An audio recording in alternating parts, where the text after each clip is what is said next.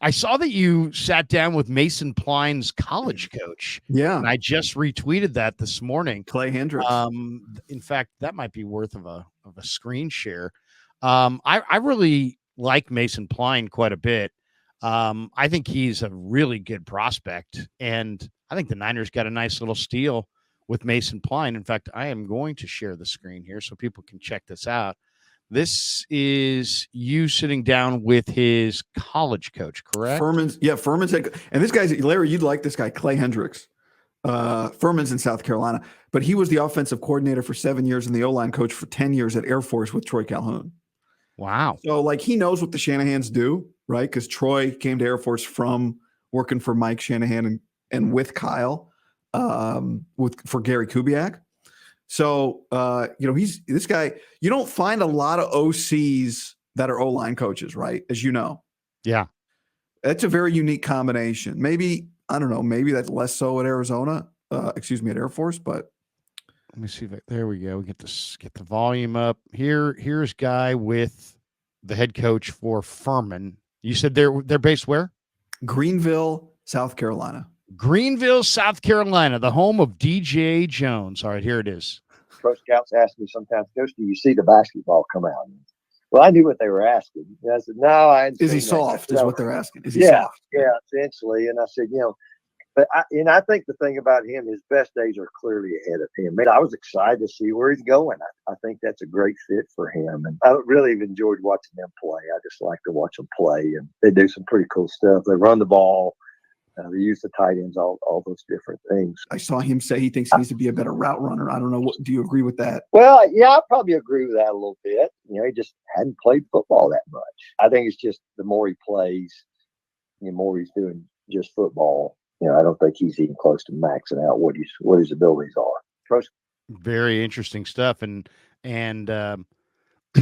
excuse me, I thought, I only watched a little bit of his film, but he high points the ball. He was competitive at the catch point. He looked like he had pretty decent hands. He took a couple hits and held on.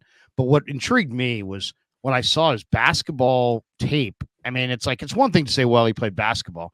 This guy was an above the rim basketball player. I mean, this guy's throwing it down on the break and, tomahawk reversing, and he showed big time athleticism.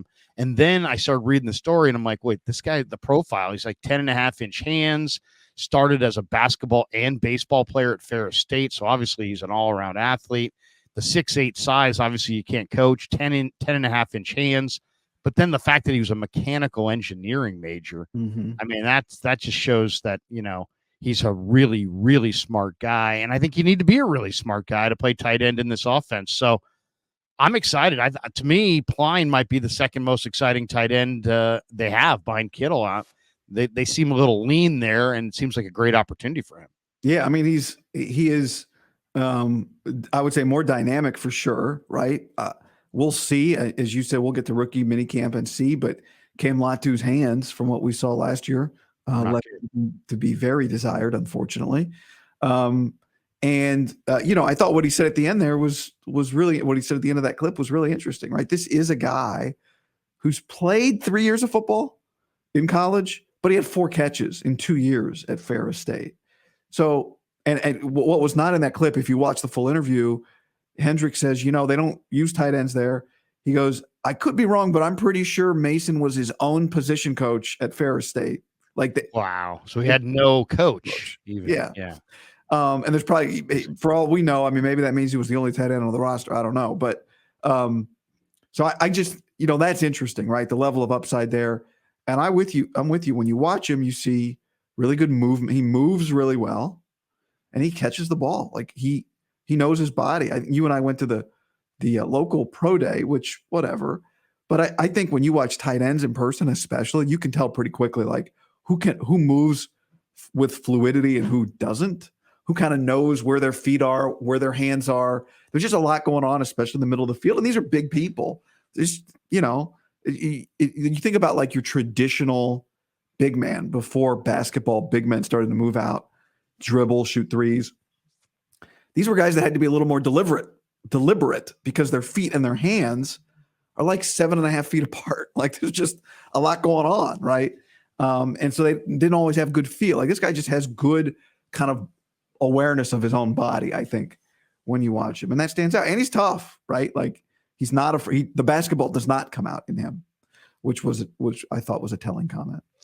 Basketball players everywhere are like, you're calling us all, weak, but it's just a different level of physicality. And some guys don't adjust to the physicality. They can run the routes, they can do everything, but they just don't want to be physical. They don't want to put their body in front of a defensive end. They don't want to stonewall a blitzer off the edge. They don't want to catch the ball in the middle of the field and get crunched on both sides of their body by guys, who are coming at them at a pretty high rate of speed, so it's just a different sport and different mindset. And, by the way, the Niners I'm looking at their roster right now. They've got George Kittle, Cam Latu in year 2. We'll find out. Braden Willis, same thing. Eric Saubert, who's kind of a journeyman, Mason Pline, and Jake Tungs from Cal, who was on their practice squad last year and remains there going into this offseason. So they have 6 tight ends on the roster, but it's funny. I was watching Coach Yak the other day on Twitter say that he thinks they ought to go after Robert Tonyan, and I kind of agree with that. I think they are one more. They're a little thin at tight end as far as proven players, but I think it's a great opportunity for Pline to make the roster. And, if you could find a Charlie Warner light, some blocking tight end that is out there that's still could give you a little something as a line of scrimmage blocker. And then you could use Pline as your kind of second, your tight end receiver. I think that might not be a bad combination. So we'll see. We'll see what they look like this summer. What do you think of the opportunity? He's got an opportunity. He's got an opportunity. He's got an opportunity, and he's super talented. And I liked him based on traits. It's funny. I was talking to Ethan Sherwood Strauss the other day, who's we've done a couple streams, and he's like, he's a big Niner fan, even though he's a big basketball media guy. And he's like, I think you put the Niners onto him. I'm like, no, come on, don't even be ridiculous. But I do once I saw a basketball player, 10.5-inch hands, mechanical engineering major, I thought, my God, I mean, this is a very, very good prospect, at least on paper. And you never know beyond that, because there's not a lot of film to go on, but I'm eager to see what he looks like